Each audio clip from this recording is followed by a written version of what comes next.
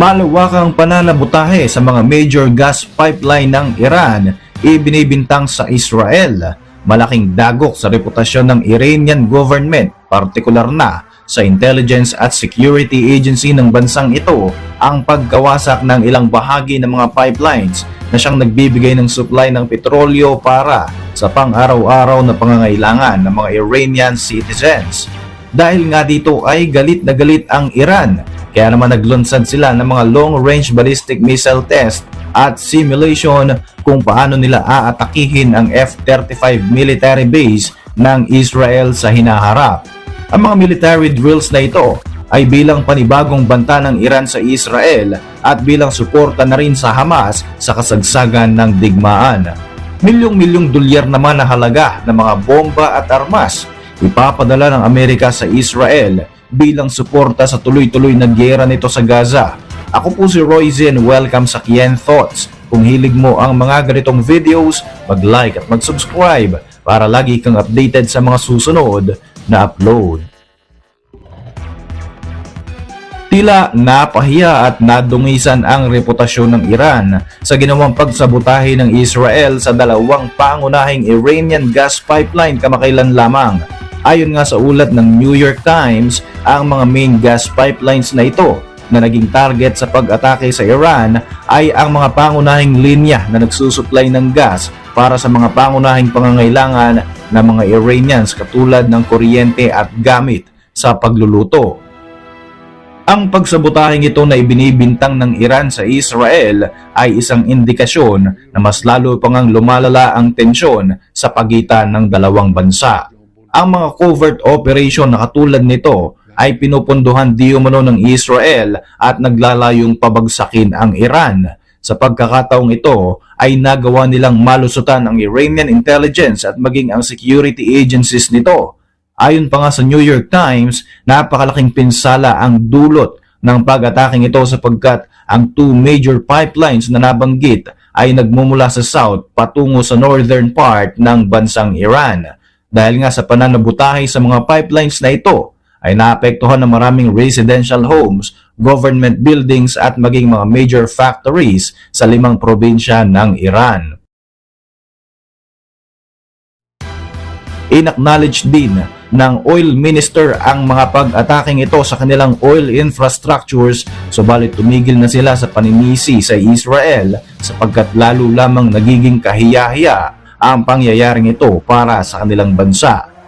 Hindi pa nga malinaw kung gumamit ba ng mga attack drones o kung ano ang ginamit ng Israel sa pag-ataking ito.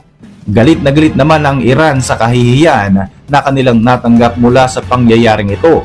Kamakailan nga lamang ay nagsagawa sila ng long-range ballistic missile test mula sa kanilang warship upang bigyan ng babala ang Israel at upang ipakita ang kanilang military power. Ang pag-launch ng mga missiles ay naganap sa kasagsagan ng naval exercises ng Iran's Islamic Revolutionary Guard Corps o IRGC. Pinalipad nila ang long-range missiles mula sa Shahid Madavi warship na nasa Gulf of Oman.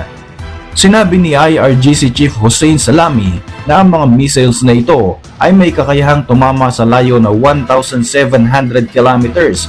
Dagdag pa nito na kung sakaling magiging target ng kalaban ang kanilang mga barko ay sisiguruhin nilang makakatikim ng lakas ng kanilang armas ang kanilang kalaban.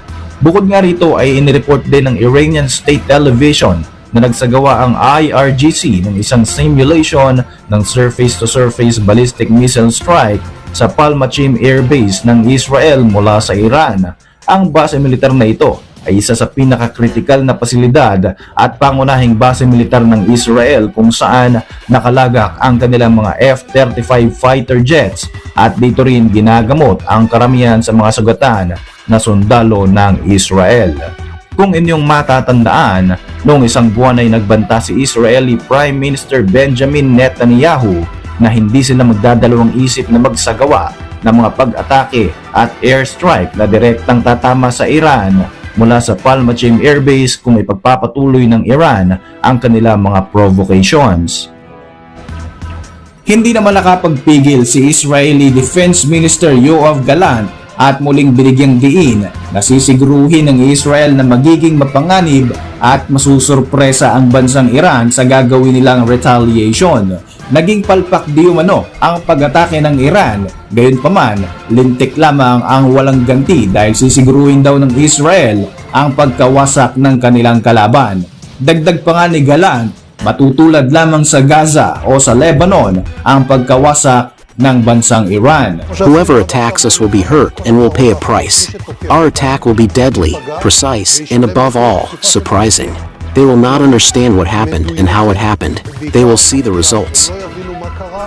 Matapos nga ang naging pag-atake ng Iran sa Israel, umugong agad ang usap-usapan na posibleng tatargetin ng Israeli forces ang mga nuclear facilities ng Iran. Ang nuclear program ng bansang ito ay matatagpuan sa iba't ibang mga lokasyon sa kanilang bansa. Ilan sa mga ito ay sinasabing nasa listahan na ng mga posibleng atakihin ng Israel sa pag-retaliate nito sa hinaharap. Isa sa main nuclear site ng Iran ay ang Natanz na matatagpuan sa Qom City sa southern Tehran. Ito nga ay tinuturing na pinakapusod ng Iran's enrichment program. Dito rin matatagpuan ang dalawa sa mga uranium enrichment plant ng kanilang bansa. Ang Fordo nuclear site naman ay matatagpuan sa kabilang bahagi ng Qom City kung saan ang enrichment site ay nakabaon sa kabundukan kaya protektado ang nuclear site na ito sa mga potensyal na pag-atake. Ang pasilidad na ito ay nagtataglay ng advanced IR-6 machine na kayang gumawa ng hanggang 60% enriched uranium. Ang Isfahan nuclear site naman ay matatagpuan sa Isfahan City, ikalawa sa pinakamalaking syudad sa buong Iran. Taglay ng pasilidad na ito ang largest nuclear technology center ng kanilang bansa.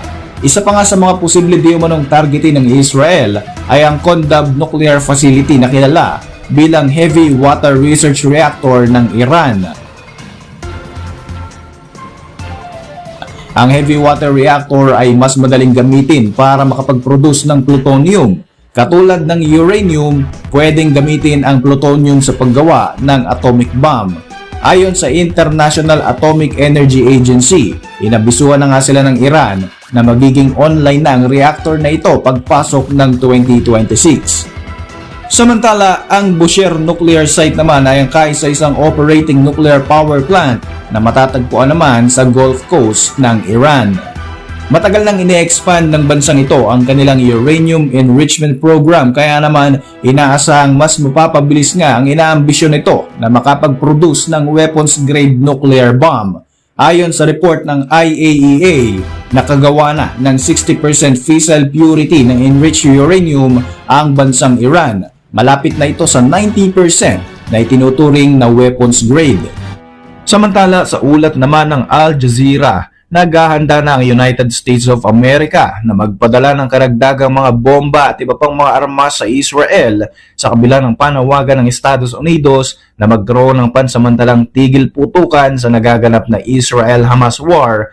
Ayon nga sa isang US official na source ng Wall Street Journal, kabilang nga sa proposed delivery ng armas sa Israel ay ang libo-libong MK-82 na 227 kilos na mga bomba, AMU-572 Joint Direct Attack Munitions na pwede ring i-convert sa precision-guided bombs at iba pang mga armas. Ikinukonsidera rin ng Amerika na idagdag pa ang 1,000 FMU-139 bomb, kaya naman ang kabuuang halaga ng arms shipment na ito ay aabot sa higit $10 million. Ayon pa sa report, ang assessment sa proposal na ito ay mula sa US Embassy sa Jerusalem at sinabi rin ng embahada na in-request ng Israel na madaliin na ng Amerika ang pagpapadala ng mga armas na ito dahil na rin sa mas lumalala pa nga na kaguluhan sa gitnang silangan. Para sa inyong mga reaksyon, mag-iwan lang ng komento sa ibaba ng video na ito. At para manatiling updated sa ating mga susunod na upload, siguruhin mag-subscribe, i-like mo na rin ang ating mga videos bilang suporta. Muli, ako po si Roy Z at maraming salamat sa patuloy na pagsubaybay sa ating channel.